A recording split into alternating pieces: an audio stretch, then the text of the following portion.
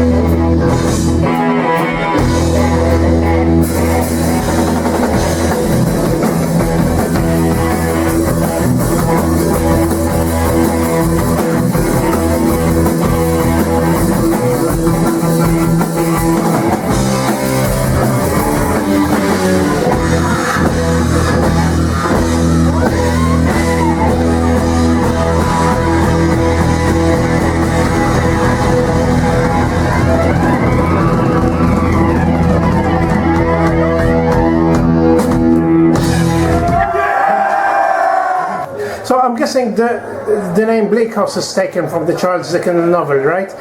Yeah, sort of. It was funny because we used to have sort of crazy names like Ripper and names like that. And then we had a vocalist before Graham. He came in and he thought the names... You wanted a dark name. He thought it was a crap name, a Ripper. So he said, why don't we call ourselves Bleak House? And we just got fed up changing the name every 5 minutes, so Bleak House stuck. But there is, when Charles Dickens wrote Bleak House, there is a house in St Albans, like a mansion, that got known locally. So that's the connection with you. Bleak House. It never was, but it got that name, and then we just kept it. What about the rest of the band? Who's playing with Bleak House right now, apart from you three? We've got my son, Sam, he's playing bass. He came in to play bass.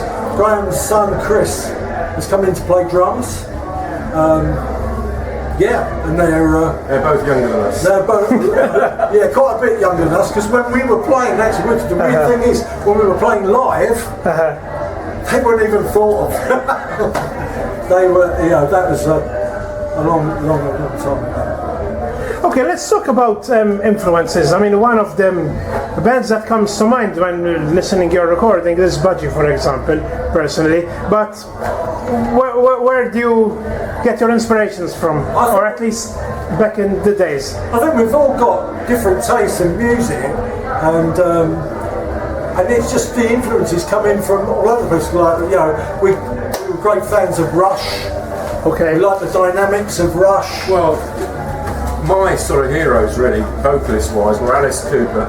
I love Joe Lynn Turner's voice, and I love Rob Halford. I wouldn't say they were influences because that infers that I tried to imitate or copy them, but I'm not capable of doing that. So they were, you know, my heroes back in the day, really.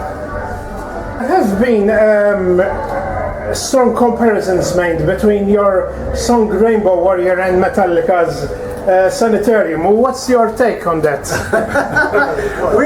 You must admit it's very similar. It is similar, but it didn't sort of. We didn't realise that there was this thing on the internet comparing us until about 10 years after, really, and someone brought it to our attention.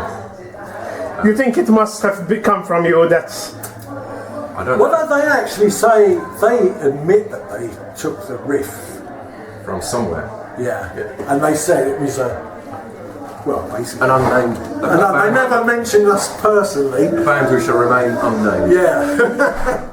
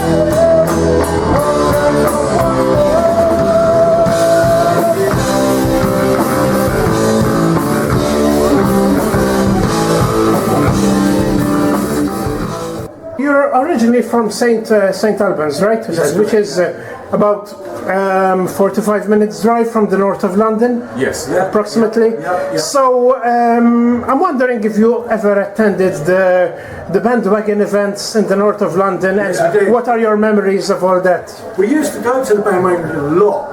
Okay. And when we first started recording and got our first EPs together, i.e. the Rainbow Warrior EP, and we went and took a recording up to then I think Neil Kay was the man who was running it. Indeed. And he didn't like us. We weren't heavy enough. We weren't heavy enough. He said we're not heavy metal. No. So he wouldn't put us on. Shortly after you started, the punk wave came along. Was that, did you feel hindered the band's progress? Not really. We just did our own thing. Punk came along. It was a good thing for music in general, but it didn't really affect us. I don't think. We had punks coming to gigs. We had punks coming to our gigs. Yeah? Speaking about gigs, what bands did you play live with? What do you remember of your live schedule? Different support bands. For example? Well, we've supported bands like Budgie. You have supported Budgie? A couple of times. Stray, good bands. We're still going to this Still day? going, yeah. Dire Straits. Dire Straits. Talking Heads. Really?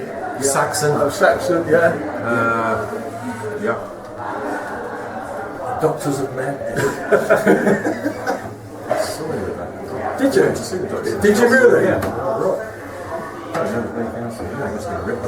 We were there. I'm going to play at Keep It True in a few weeks' time. What are you expecting of your first venture abroad? We're expecting a lot of German people to be there, amongst other nationalities. But tonight we're playing the set, more or less, that we're going to be playing at Keep It True.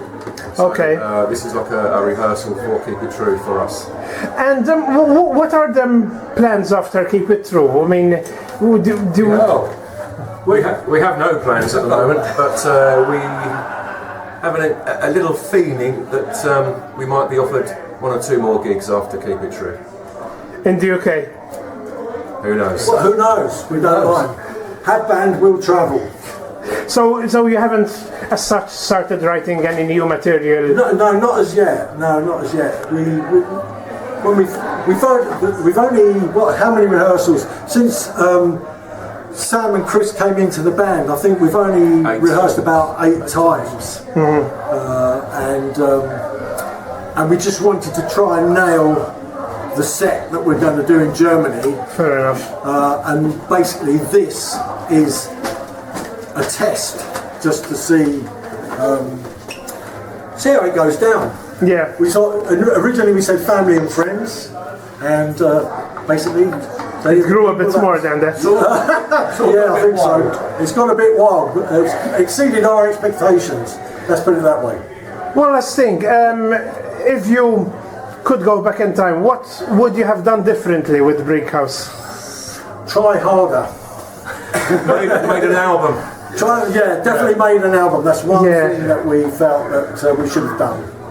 Yeah, maybe. Would you rule that out? Making an album, actually? No, I think we could redo some of the stuff, perhaps interject it with some new stuff. I don't know. That's, I seem to remember we were offered a support slot with Motorhead on the Motorhead tour. Back in the 70s? Late 70s, early 80s, but I think they were asking for too much money.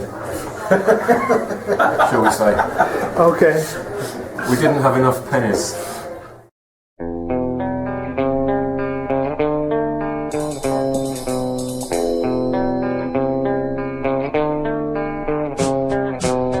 I walk the streets at night.